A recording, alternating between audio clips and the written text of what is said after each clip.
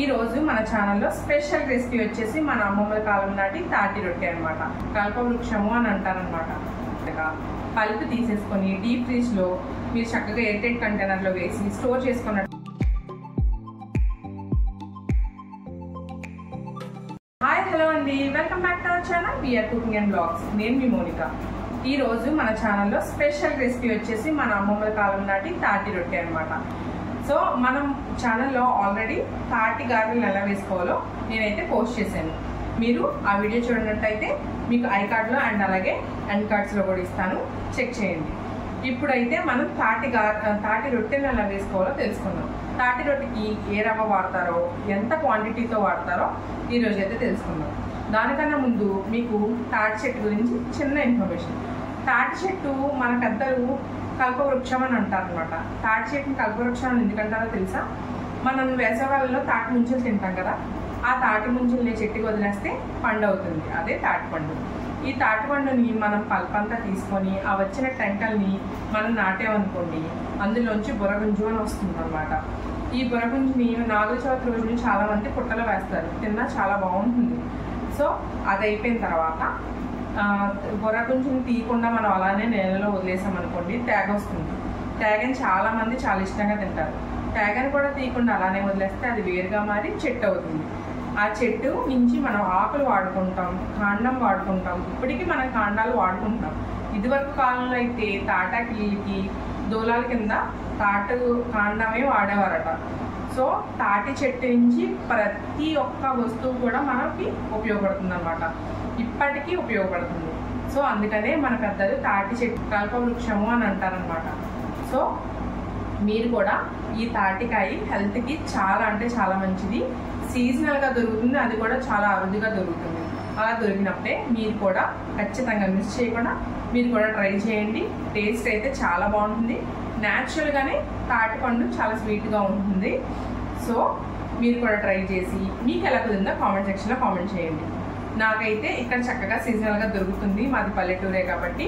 So మేము ప్రతి సంవత్సరం చేసుకొని తింటాం. ఈ సంవత్సరం ఈ రెసిపీని మీతో పంచుకోవాలనిపించి పంచుకుంటున్నాను అనమాట. ఒకవేళ మీకు దొరికినప్పుడు పల్పు తీసి ఉంచేసుకోండి. మీకు ఖాళీ లేదు, ఇప్పుడు ఈ రెసిపీ చేసుకునే ఖాళీ లేదు అని మీరు అనుకుంటే కనుక పల్పు తీసేసుకొని డీప్ ఫ్రీజ్లో మీరు చక్కగా ఎయిర్టైట్ కంటైనర్లో వేసి స్టోర్ చేసుకున్నట్టయితే మీకు 6 months పాటు ఫ్రెష్గా ఉంటుంది అనమాట. మీకు వీలు కుదిరినప్పుడు చేసుకోవచ్చు ఈ రెసిపీని. సో మీరు కూడా ట్రై చేయండి. అయితే ఇప్పుడైతే మనం ఏమాత్రం ఆలస్యం చేయకుండా ప్రాసెస్లోకి అయితే వెళ్ళిపోతాం. ముందుగా ఇలా ఒక గిన్నెలో మనం బియ్యం రవ్వనైతే తీసుకోవాలండి. బియ్యం రవ్వ మనం ఉప్మా చేసుకుంటాం కదా, ఆ రవ్వ.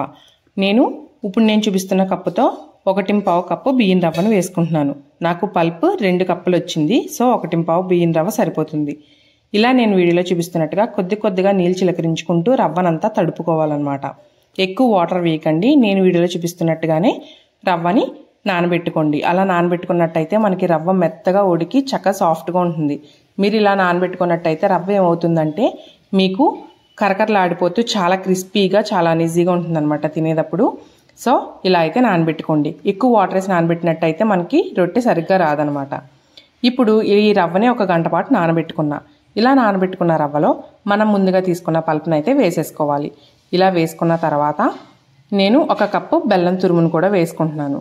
బెల్లం తురుము మనకి 2 కప్పులు పల్పు వచ్చిందనుకోండి, 1 కప్పు బెల్లం తురుము అనమాట. అంటే పల్పుకి కరెక్ట్గా హాఫ్ వేసుకోవాలి. అప్పుడు మనకి స్వీట్నెస్ అనేది కరెక్ట్గా సరిపోతుంది. ఇలా వేసుకున్న తర్వాత అన్నిటినీ బాగా కలిసేలా మిక్స్ చేసుకోండి.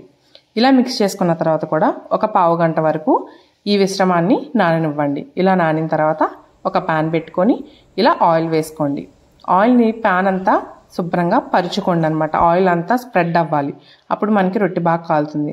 ఇప్పుడు మనం ముందుగా ప్రిపేర్ చేసుకున్న పల్ప్ని ఈ పాన్లో వేసేసి మీడియం టు లో ఫ్లేమ్ పెట్టుకోవాలి అనమాట. జాగ్రత్తగా గుర్తుపెట్టుకోండి. పెట్టుకొని నేను వీడియోలో చూపించినట్టుగా ఆయిల్ పైన కూడా అంతా స్ప్రెడ్ చేసుకొని పైన లేయర్ కూడా ఈవెన్గా స్ప్రెడ్ చేసుకోండి. ఇలా 20 నిమిషాల తర్వాత మంచి సువాసన వస్తుంది. మనకి బార్డర్ చూసారా, డార్క్ బ్రౌన్ కలర్లో ఉంది. అండ్ అలాగే పైన మనకి కలర్ కూడా మారింది కదా. ఇప్పుడు అంచులన్నిటినీ లూజ్ చేసుకొని పైన ఒక ప్లేట్ పెట్టుకొని దాన్ని రివర్స్ చేసుకోండి.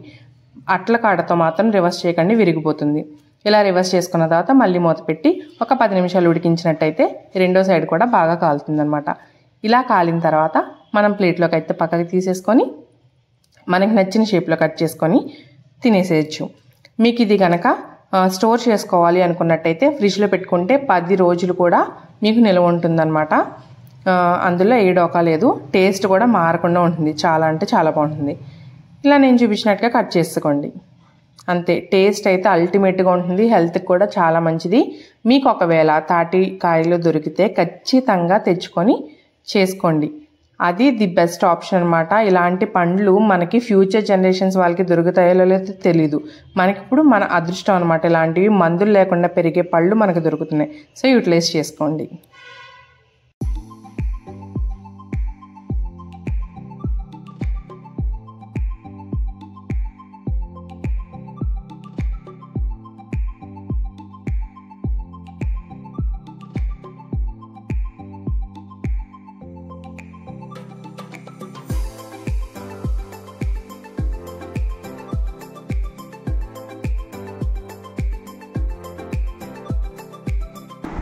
సో చూసారు కదా మన తాటి రొట్టె రెసిపీ.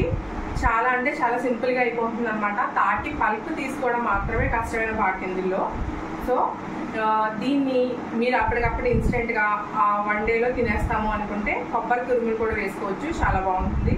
లేదు నేను ఒక 10 డేస్ వరకు నిల్వ ఉంచుకుంటాను అనుకుంటే కనుక మీరు కొబ్బరి తురుము మానేసి వండుకోండి. కొబ్బరి తురుము వేసినట్టయితే మనకి త్వరగా పాడైపోతుంది అనమాట. మీరు తురుము వేయకుండా నిల్వ ఉంచుకునేలా ఉంటే ఒక 2-3 డేస్ బయట ఉన్నా మీకు బాగానే ఉంటుంది. ఆ తర్వాత మీరు ఫ్రిడ్జ్లో పెట్టుకోవాలన్నమాట. అప్పుడు మీకు 10 డేస్ వరకు ఫ్రెష్గానే ఉంటుంది. సో చూసారు కదా, మీరు కూడా ట్రై చేసి మన కామెంట్ సెక్షన్లో మీకు ఎలా కుదిరిందో కామెంట్ చేయండి. అండ్ అంతేకాకుండా మన ఛానల్ ఇదే కనుక మీరు ఫస్ట్ టైం చూసినట్టయితే మన ఛానల్ సబ్స్క్రైబ్ చేసి ఆల్ నోటిఫికేషన్ ఆన్ చేసుకోండి. మీ ఫ్రెండ్స్ అండ్ ఫ్యామిలీతో షేర్ చేసి మన ఛానల్ని ఒక లైక్ చేయండి. మన ఛానల్కి మీ సపోర్ట్ ఇలానే ఉంటుందని ఆశిస్తున్నాను. మరో మంచి వీడియోతో మీ ముందుకు వచ్చేస్తాను.